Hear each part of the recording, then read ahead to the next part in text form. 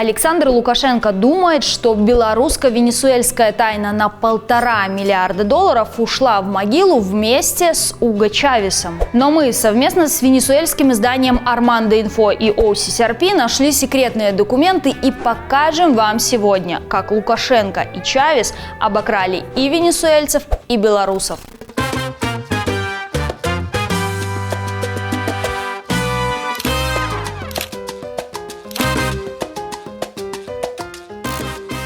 Всем привет! Я Ольга Ратмирова, и мы начинаем.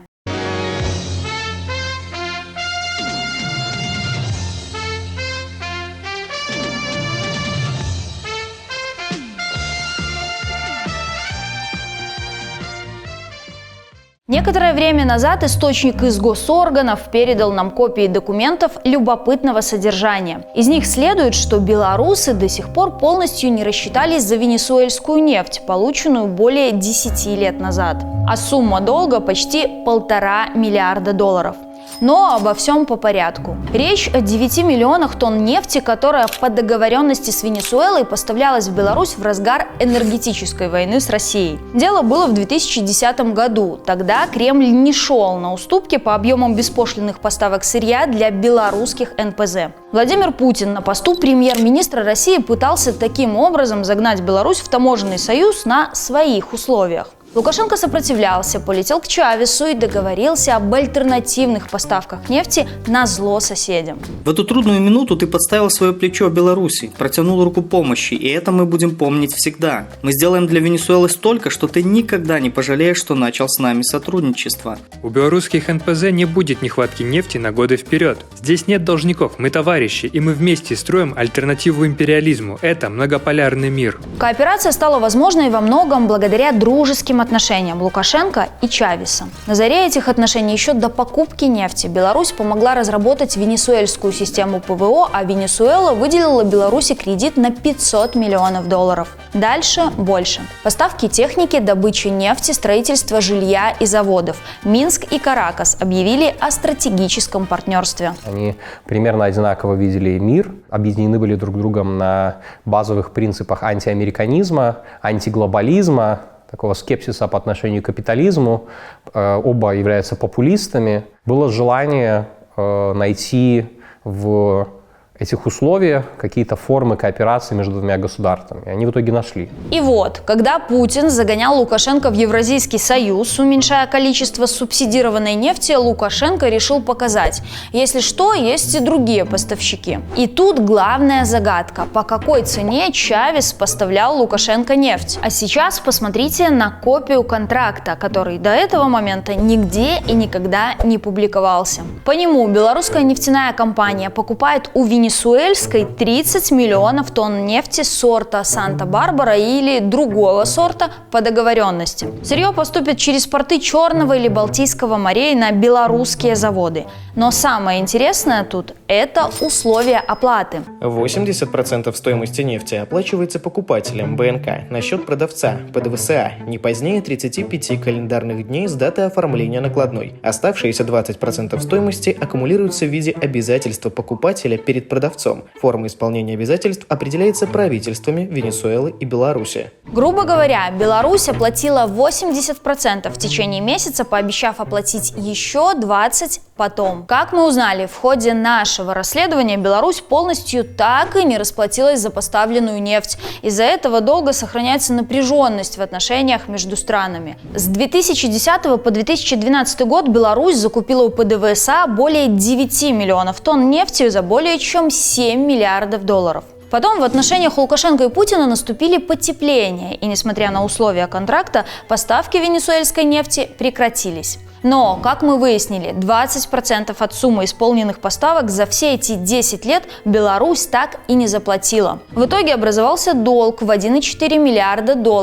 Тезисы для беседы с президентом Боливарианской республики Венесуэла Уго Рафаэлем Чавесом Фриасом 27 июня 2012 года о развитии двухсторонних отношений. Министр нефти и горнодобывающих народной промышленности Венесуэлы Рамирес со ссылкой на президента Венесуэлы Чавеса поднял вопрос о погашении долга, образовавшегося в результате поставки с 2010 по 2012 год венесуэльской нефти в Республику Беларусь. Рамирес предложил погасить данный долг путем передачи венесуэльской стороне части акций ОАО «Нафтан», ОАО «МАЗ» и ОАО «БМЗ» и просил принять в ближайшие дни вице-президента компании ПДВСА Аздрубаля Чавеса для оценки их рыночной стоимости и проведения предметных переговоров. Но Беларусь хотела вернуть долг бытовой химией и белорусскими лекарствами. Но это кулуарно, а публично долга якобы и не существовало. К нам в руки попала копия документа, который указывает на то, что Беларусь после смерти Чавеса и вовсе не собиралась возвращать Венесуэле миллиардный долг. Документ с пометкой «Конфиденциально» датирован сентябрем 2015 года и подготовлен к совещанию премьер-министра Беларуси.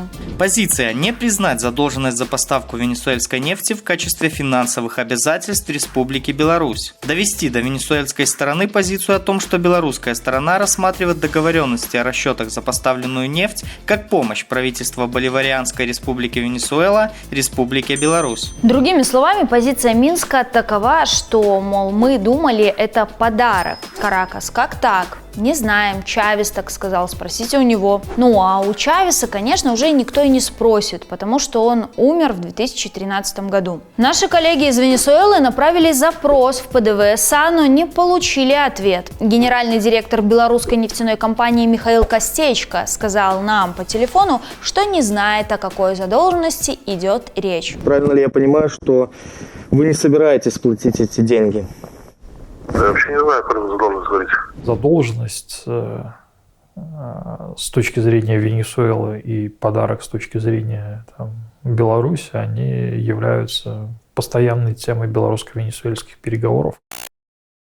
Итак, первая глава белорусско-венесуэльских отношений и нашего расследования привела нас с вами к тому, что более 10 лет назад Лукашенко закрыл дефицит нефти с помощью Каракаса и при этом за поставленное сырье до сих пор полностью не расплатился, тем самым повесив на белорусский народ долг перед венесуэльским почти на $1,5 миллиарда. И если Венесуэла этот долг захочет вернуть, то она может обратиться, к примеру, в Международный суд, который может постановить взыскать эти деньги. А в Каракасе эти деньги могли бы направить, к примеру, на выплаты нуждающимся. Миллионы людей этой страны не могут купить продукты и получить медпомощь. Кроме этого, мы нашли тех, кто из дружбы Чавеса и Лукашенко пытались выжать по максимуму, направляя часть прибыли в офшоры.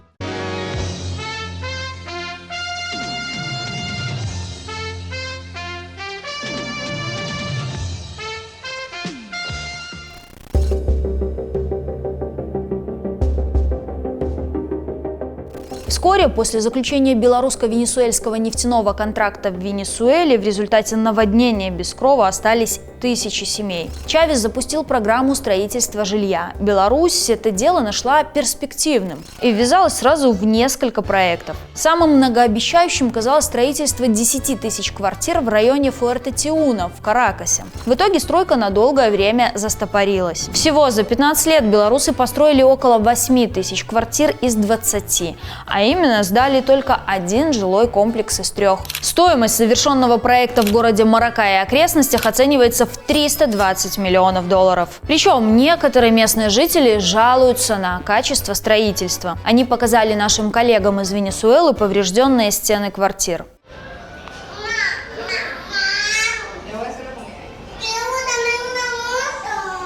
Мы решили узнать, кто является бенефициаром многочисленных проектов. И выяснили, что им оказалось не только государство. И заводы, и жилье в Венесуэле строила компания «Белзарубежстрой». Кто стоит за этой компанией? Давайте разберемся.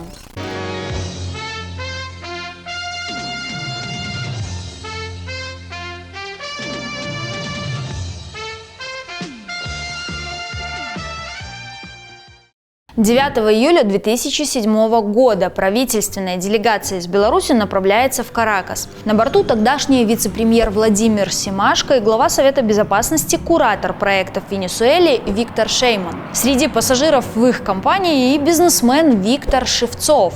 Именно он и стал одним из главных бенефициаров белорусских проектов в Венесуэле. За месяц с лишним до этого выезжала в Беларуси появляется компания «Белзарубежстрой». Ее основали для выполнения поручений правительства по строительству жилья и других объектов в Венесуэле. Учредителями выступили 4 предприятия. 2 из них подчинены правительству, а 2 других – частные. И если с правительственными все понятно, то кто составил компанию властям из бизнесменов? Итак, первый частный участник с 39% долей – это фирма «Белпарс», дочка иранского строительного холдинга «Кайсон». Вторым частным владельцем стал белорусский трастбанк Виктора Шевцова. Со временем 39% акций Белзарубежстроя сначала перешли эмиратской компании «Альмада», а затем другой эмиратской фирме «Алм Инвестментс». За ними стоит давний партнер Виктора Шевцова, резидент Объединенных Арабских Эмиратов Султан Мохаммед Ахмад Аль-Зараим Аль-Сувайди. Но, по сути, строительным бизнесом заправлял Шевцов, который был председателем совета директоров Белзарубежстрой. Он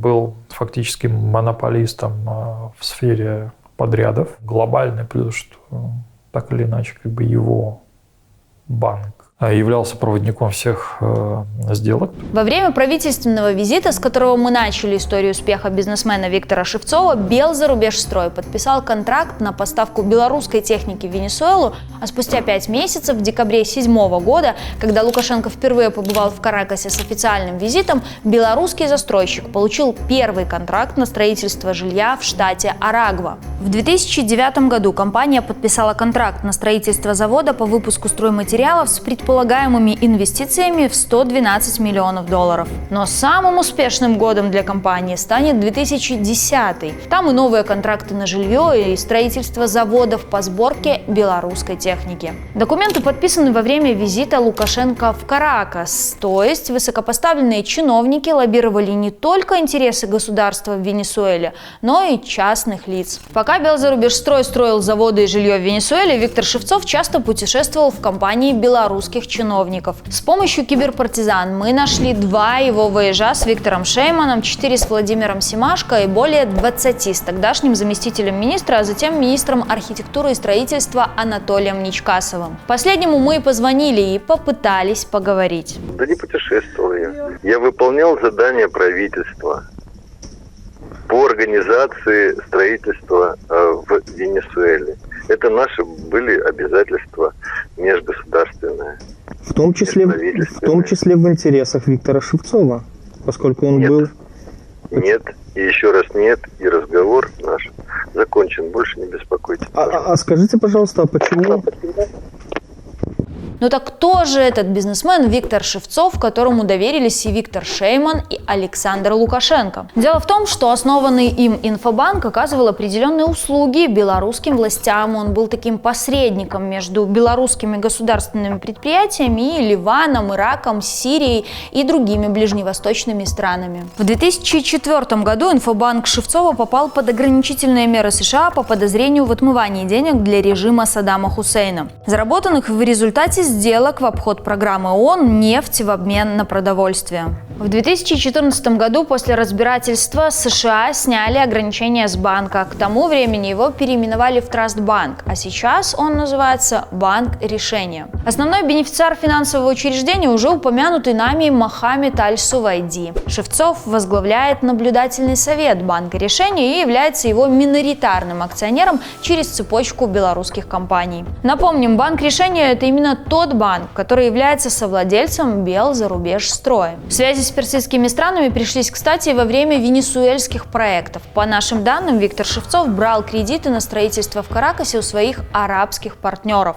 А вот еще один интересный факт из биографии Шевцова. В октябре 2011 года его задержали сотрудники КГБ по подозрению в особо крупном хищении. Дело было связано со строительством жилья в Венесуэле. В этой латиноамериканской стране Белзарубежстрой подозревали в связи связях с арматурной мафией, которая занималась контрабандой железа. Говорилось и о краже стройматериалов. Дело комментировал Александр Лукашенко. Это обычное уголовное дело, у нас таких хватает. Но этот господин не первый раз попадает в поле зрения правоохранительных органов. Ущерб нанес государству. Двухкратный, трехкратный размер, деньги на стол и пошел. Не заплатит, будет сидеть в тюрьме. Как писали СМИ, Шевцов вышел на свободу в декабре 2012 года. Долгое время про него особо ничего не было слышно. В Минске на него записан большой коттедж в Дроздах и 4-комнатная квартира в центре. Как нам удалось выяснить, Виктор Шевцов предпочел покинуть Беларусь, но он по-прежнему связан с Белзарубежстрой. Правда, в апреле 2022 года компанию переименовали Viasat Trade. На ее сайте ни слова про проекты в Венесуэле, и тем не менее, по нашим данным, состав акционеров компании не поменялся, а председателем совета директоров